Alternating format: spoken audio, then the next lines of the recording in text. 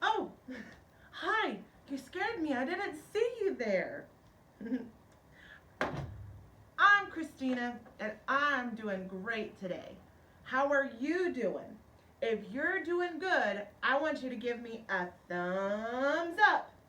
And if you're not doing so good, you can give me a thumbs down. It's okay. We all have bad days, especially when we have to stay at home and we can't go play at the park and go to school and go to church. I understand. It's okay. But me, I'm doing great. I'm just sitting here, I'm writing a letter, I'm practicing on my dry erase board before I write it down on some paper so that I can get all my words right. Because sometimes Sister Christina can be a big goofball. And I have what they call brain farts. Yep. Oh, all right. Oh no. I'm a goofball, all right. I wrote with permanent marker on my dry erase board. Oh no. It won't come off. Oh no. Uh-oh. Uh-oh. What do I do? What do I do? What do I do? What do I do? I wonder if this marker that's actually made for this dry erase board, because it goes down here and it wipes right off. Wonder if this marker would take off my permanent marker. All right, so I'm going to count to 3, and if you think that this marker will erase the permanent marker, I want you to give me a yes! And if you think it won't, you can give me a no! All right?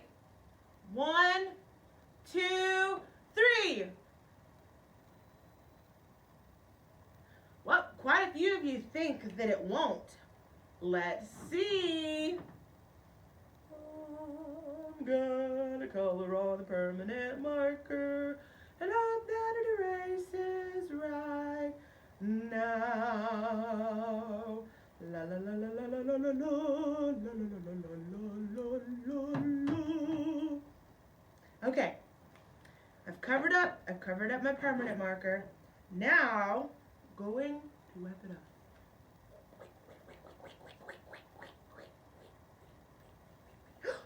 It did it! Yes! Oh, I'm so happy. I'm so glad that it did that. Woo!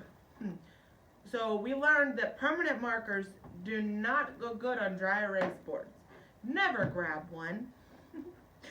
So, anyway, I love to sing. Do you love to sing? If you love to sing, I want you to give me a super big hoo! Okay, here we go. 1, 2, 3, hoo! Okay, I picked out a really good song for us to sing today. Are you ready?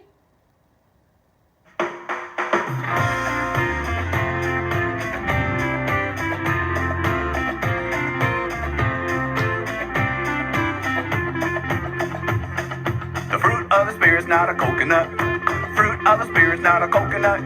If you wanna be a coconut, you might as well hear it. You can't be a fruit of the spirit, cause the fruit is love, joy, peace, patience, kindness, goodness, faithfulness, gentleness, and self-control. Love, joy, peace, patience, kindness, goodness, faithfulness, and gentleness, and self-control. Oh, the fruit of the spirit's not a banana. The fruit of the spirit's not a banana. You wanna be a banana, you might as well hear it. You can't be a fruit of the spirit, cause the fruit is love, joy, peace, patience, kindness, goodness, faithfulness, gentleness, and self-control. Love, joy, peace, patience, kindness, goodness, faithfulness, and gentleness, and self-control. Oh, the fruit of the spirit's not a watermelon. The fruit of the spirit's not a watermelon. You wanna be a watermelon, you might as well hear it. You can't be a fruit of the spirit, cause the fruit is love, joy, peace, patience, kindness, goodness, faithfulness, gentleness, and self-control.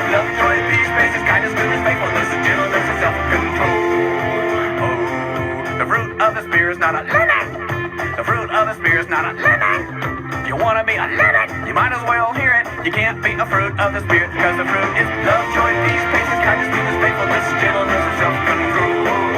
Love, joy, peace, patience, kindness, goodness, faithfulness, gentleness, and self-control. Oh, the fruit of the Spirit is not a cherry. The fruit of the Spirit is not a cherry. If you want to be a cherry, you might as well hear it. You can't beat a fruit of the Spirit, because the fruit is love, joy, peace, patience, kindness, goodness, faithfulness, gentleness, and self-control. Love, joy, peace, patience, kindness, goodness, faithfulness, gentleness, and self-control. Okay!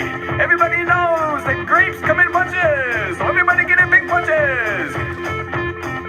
The fruit of the Spirit is not a grape. The fruit of the Spirit is not a grape. You want to be a grape, you might as well hear it. You can't be a fruit of the Spirit, because the fruit is love, joy, peace, patience, kindness, goodness, faithfulness, gentleness, and self-control. Love, joy, peace, patience, kindness, goodness, faithfulness, and gentleness, and self-control. The fruit is love, joy, peace, patience, kindness, goodness, faithfulness, and gentleness, and self-control. Love, joy, peace, patience, kindness, goodness, faithfulness, and gentleness, and self-control. The fruit is love, joy, peace, patience, kindness, goodness, faithfulness, and gentleness, and self-control. Love, joy, peace, patience, kindness, goodness, faithfulness, and gentleness, and self-control. Love, joy, peace, patience, kindness, goodness, faithfulness, and gentleness, and self-control. Love, joy, peace, patience, kindness, goodness, faithfulness, and gentleness, and self-control. Woo! That was fun. Oh, I love that song. All right. So now, I thought since I sang about the fruit of the Spirit, that I would draw a fruit with you today. So, if you want to draw a pineapple with a plain white piece of paper, I mean, you could use like green paper and yellow paper, and you can cut and glue and all that, but I just have a simple white piece of paper, and I figured most of you do too. All right, so for this, we're going to need a white piece of paper, our hand, and we're going to need, I do not see one in this bucket, so I'm going to see if there's one in this bucket. I think there is. Okay. We're going to need a green marker, pencil, or crayon for our hand. And we need a yellow marker for the body of the pineapple. And we need either black or brown to make the little lines on it. I'm going to use brown, but black will work just fine, I promise. All right, so what we're going to do, Sister Christina's hand is huge probably compared to yours. So yours will probably look a lot better than mine, but here we go. We are going to put our hand on the top of the paper like this, okay? Okay, so we'll put our hand at the top of the paper, and we are going to trace our hand. Now, if you need help tracing your hand, I'm sure you can ask a parent or a babysitter or an older sibling, or, you know, you can try your best, and that's okay, because Sister Christina is by herself and she's going to try her best. You know, I'm thinking I might use my left hand so that I can use my right hand to trace, because I'm better at tracing in my hand. Okay, here we go. I'm going to trace my hand. Yep, just like that. Around my pointer finger, around my middle finger, around my ring finger, around my pinky finger. And I got marker all over my hands. That's okay. I always get my hands messy. And then I'm gonna color in my hand, okay? You can color in your hand too.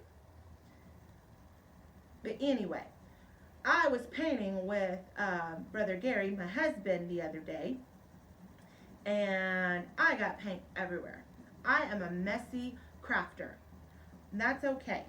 Some people just are. I just have to wash my hands a lot. And that's okay too.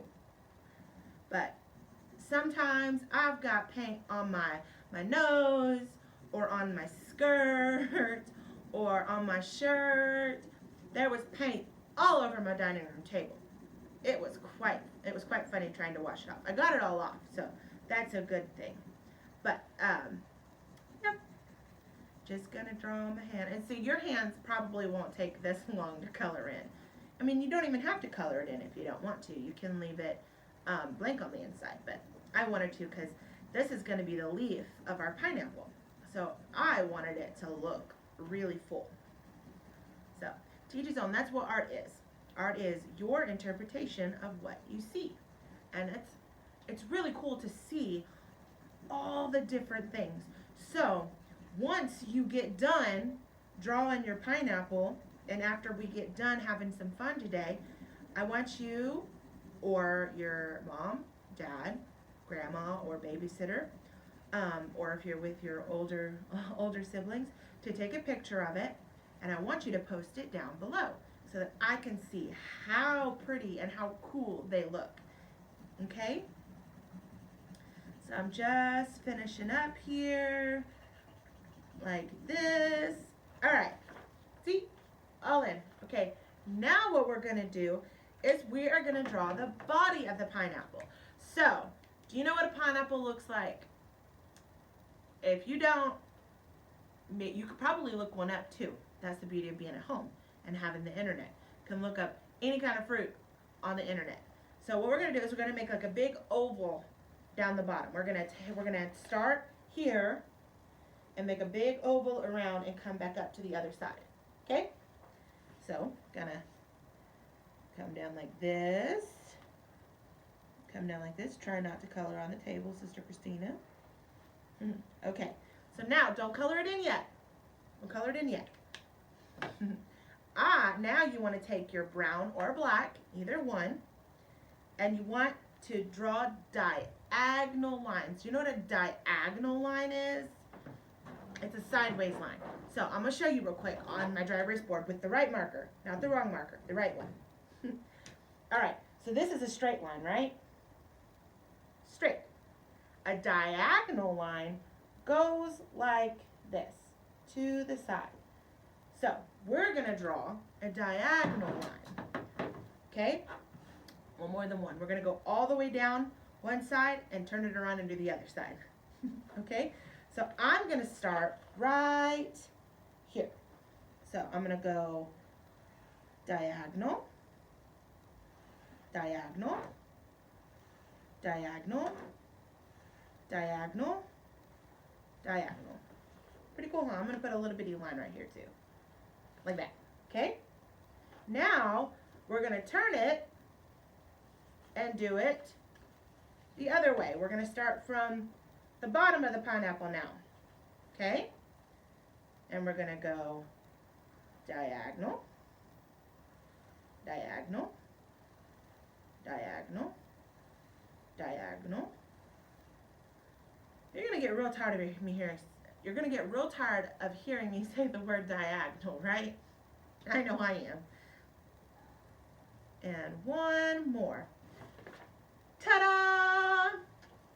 It looks like a pineapple. And so I then am going to draw some little bitty dots in the middle here. Or not, I'm just going to take my marker and I'm going to go like that. Doot, doot, doot, in each of the little diamonds.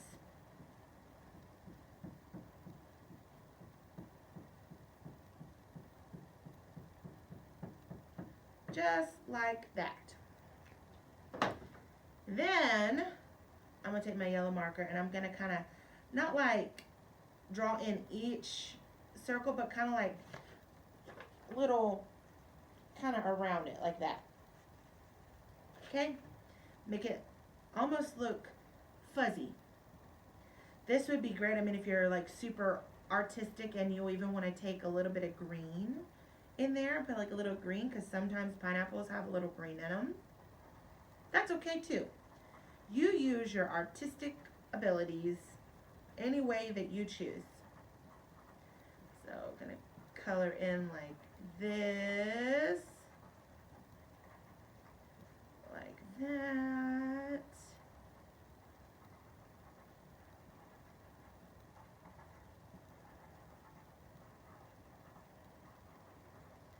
I'm almost done with it, like awesome.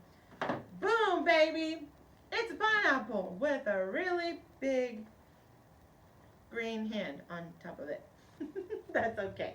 I think it looks rather well. Now, The important thing to do once you draw something is to put your mark on it, to sign your name or your initials, because then it lets people know that, hey, I did that. So I'm going to take a green marker on the bottom and I'm going to put my initials, my mark, what I put on all of my paintings.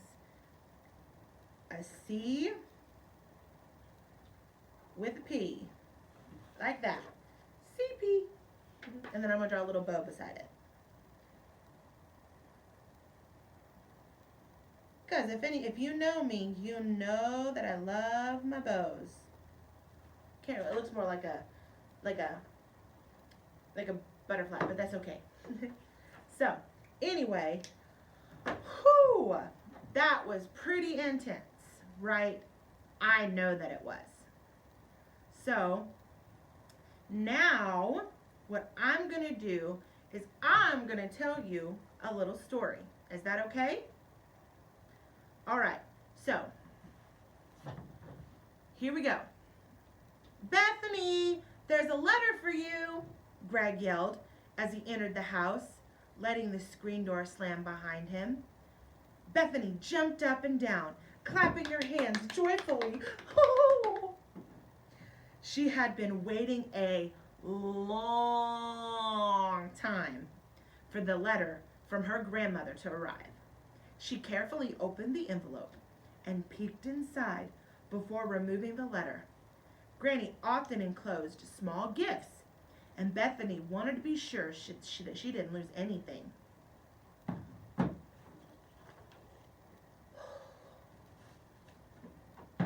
Bethany was never disappointed with Granny's letters. Even if there wasn't a gift inside, she dearly loved her grandmother and looked forward to reading the funny stories that Granny wrote about her farm animals. After reading the entire letter, Bethany folded it and placed it back in the envelope and put it in her special box for safekeeping along with her other treasures. Then Bethany thought, this reminds me of someone who loved to write letters. His name was Paul. Paul was a great missionary and Bible teacher. A lot of people didn't like him, and a lot of people didn't like what he was saying, because Paul was telling people that God loved everybody, and God wanted to save everybody from their sins, and God wanted everybody to keep his commandments. And so this gave people a lot of anger inside, and they threw Paul in jail. So Paul was isolated from everybody. He couldn't go outside. He couldn't go to the park. He couldn't go hang out with his friends. He couldn't even go to church. But Paul knew something that he loved to do, and that was write. So even though he was in a cold, dark dungeon, sometimes hungry and sometimes in chains, Paul didn't waste time griping and complaining. He thought, I wonder if I wrote letters to people, if they would preach God's word. So that's exactly what Paul did. Day after day, it passed by, and Paul began thinking about the many friends that he had in so many different cities and countries, and he wrote them each a letter. Asia and Europe and Galatia. They had been especially kind to him when he was sick, and he missed them very much. Not only had they shown kindness to Paul, they had also joyfully accepted his teachings about Jesus. Since it was impossible for him to visit his friends there, and then there wasn't much to do in prison, he decided to write them a letter about something specific. So he started this letter out pretty much the same as any letter, with a greeting to all of his friends, wishing them well, but it didn't end up being normal. Paul was a preacher, right? And sometimes preachers like to talk really long. That's just what I decided to say in this story. Anyway, so Paul was a preacher and a teacher, and he couldn't help but preach and write the gospel, right? Paul had so much to say to his friends that he kept writing and writing and writing. The letter grew longer and longer. When he was finally finished, the letter was so long it turned into a whole book with 6 chapters. When Paul was satisfied that the letter contained everything that he wanted to say to his friends, he sealed it carefully and found a messenger to take it to Galatia. His friends were excited to receive this letter and called together everyone that they knew. They carefully read it over and over and tried their best to follow Paul's teachings about how to be like Jesus. They took very good care of the letter, for it was very precious to them. In the 5th chapter of this letter, Paul wanted his friends to learn that people who are Christians, that means people who follow after God and his word, have different characteristics than people who don't care about following after God and his word. And so these good things, Paul called them characteristics. He called them fruit, and explained that it is easy to tell which people love Jesus and which people that don't, because they exhibit this fruit in their daily lives. He listed some of the bitter, nasty tasting fruit, lying and jealousy and hate and hurting people and many other. Then he listed the good tasting fruit, the fruit of people that follow Jesus. But the fruit of the Spirit is love, joy, peace, patience, kindness, goodness, faithfulness, gentleness, and self-control. The letter that Paul wrote to his dear friends in Galatia almost 2,000 years ago was copied over and over and over and translated into many different languages, including ours. You can read this letter yourself. Bethany thought about this, and she thought that that was really cool. So she decided to go tell her friends about this marvelous letter. I love letters. Do you like letters? I would love to write you a letter. If you would like to receive a letter from me, Sister Christina, or you could call me Sina, or just Christina, whatever you choose, I would like for you to put your name down below and your address, because I would love to send you a card, a postcard, a letter, whatever you choose, whatever you want. If you would like for me to draw you a silly picture, I'm not really good at drawing, but I can do that. I would love to be your pen pal, okay? All right. I love you guys all so much, and I hope that you have a wonderful day today. Be good, be blessed, and remember, carry some good fruits today. Bye!